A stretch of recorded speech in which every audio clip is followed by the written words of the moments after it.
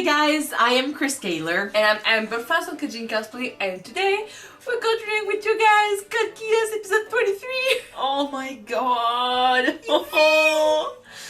Okay, last episode was the inauguration of that new place for the Japanese that Euphy wanted to create, and she invited Lelouch as Zero, bien entendu, of course, and he wanted to show up and force her to shoot him, to show that that was all just a trick to get him killed and stuff, but she convinced him to work together with her. She had decided not to keep the title of princess, so she kind of disowned herself. Because she made a place for him and wanted to be happy again. Yeah. And he agreed, and then he made a very poor joke. He basically said, you know, I could force you to do anything I want if I want to. And she's like, haha, I don't believe you. And he's like, oh yeah. If I told you to kill every single Japanese people, you would. And then his Geass kind of activated. He lost control. Holy shit. Okay, so now his Geass is open. It's working. It's not going away. And Euphy is killing every single Japanese there is.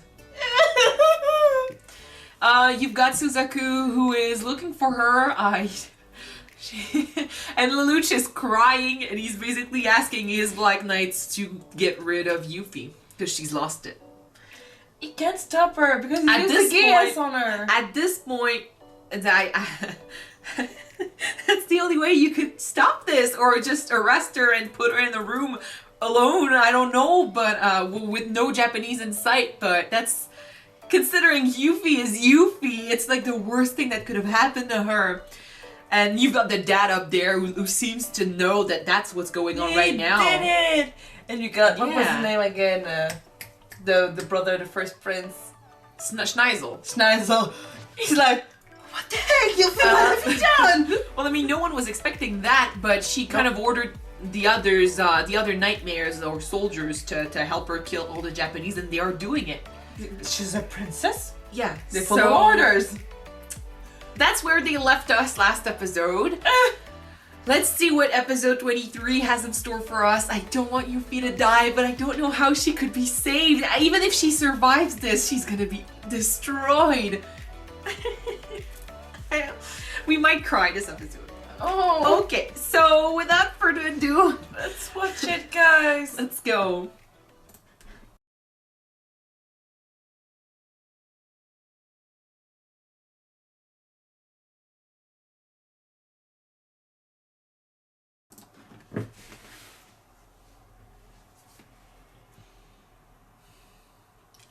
A part of me is happy that Euphy got to leave, though, because she could not have lived with herself if she had survived. And the order was still, I mean, she was still fighting it in the end, facing Suzaku like that. She was about to do something, and she fought it. It was so fucking sad, the way they did this to, like, her just asking, did I make them happy? Is it working? And you see them cursing her name and just calling her so many witch and murderer and stuff like that. Oh. She was the princess of the people. She was loved by all, and she wanted peace. Out of all of them, she wanted peace. She was probably, her and Natalie are probably the most purest person in this show. Were. Oh, don't say it, please. Not like we didn't know she was gonna die. Like, it was, as soon as he gave that order, it was kind of obvious that that was gonna be her outcome, but to see it is something else.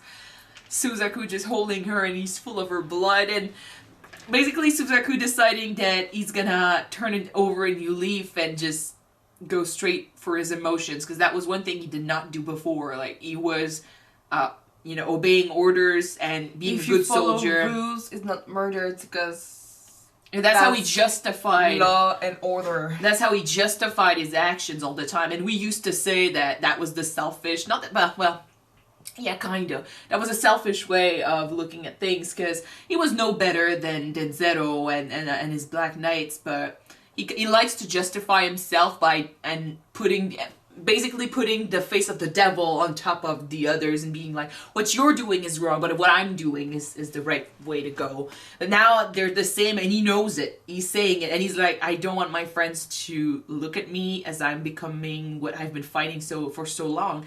Now he's not saying he wants to kill Zero because he has to. He will kill Zero because that's what he wants to.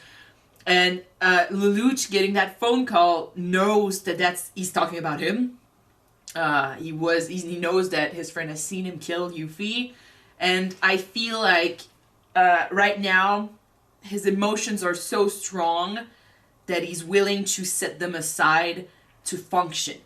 Like that breakdown he had in the room with C2 when she was holding him, that was so sad.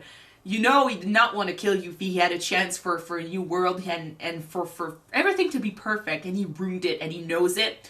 He's bashing himself over that, but now that it's done, he still has a dream to achieve. He still has a goal.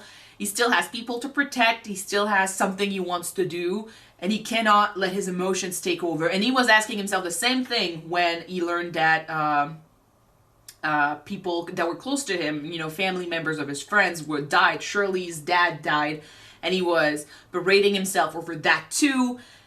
And he made that decision. He was like, okay, I decided to take that path. I will not stray from that path. I need to be able to live with the consequences of my choices and my actions.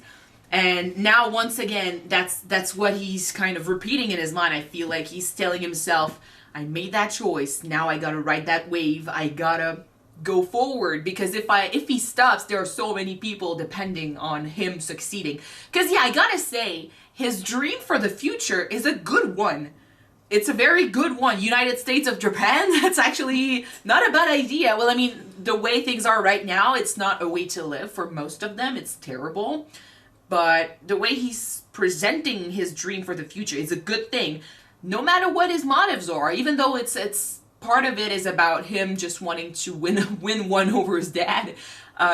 He's got actual good motives. It's just that the way he does things is pretty radical. It's like really harsh sometimes. But compared to Suzaku, who keep trying in the past, because now he's hell-bent on revenge. Suzaku tried always to justify his actions and kind of portray himself in a good light. Lelouch is not backing away from the harsh reality. He's saying, I know I'll have to portray my sister as the devil. I know I'll have to kill people. I know I will be responsible for the suffering of my friends. And I'm okay with it, because that's the role I decided to take for myself. That's how it has to be. He did a mistake. He needs to hold responsible for it. He is just riding that wave, like I said. He needs to use it as a weapon for the future. He's portraying Euphy as the devil, because if he says, well, I did a bad thing and it's my fault, the people are going to turn on him and it's going to be chaos. Yeah, people are going to and he can't explain to Geass, so... Well, he could try, but people are going to be... Even if he did explain it, people would be divided. And by saying that Euphy would trick them, and the Britannians try to... Make all the Japanese people, all the Britannians... You heard them. Unify together to fight the... Like, they were saying, people that were okay with being 11s were saying, we're not 11s, we're Japanese. And I'm like... And even the honorary Britannians went with their rules, basically. For you have 1,000 people from now. If before both sides were kind of meshed together weirdly, and it was okay, now we have distinct groups. The Britannians that are very mad that Euphy got killed, and the 11s, or Japanese, that are really mad that Euphy tried to trick them. So we got two groups. Like, there are no Japanese who will be like, you know what, maybe she wasn't that bad. No, she tried to shoot. She shot them. Like, literally. Yeah. And the Britannians... I'm sad and scared for Violetta, because even though before she got amnesia, she was a kind of bitch. She is a Britannians, and they're coming for her. I don't know where she is now, but...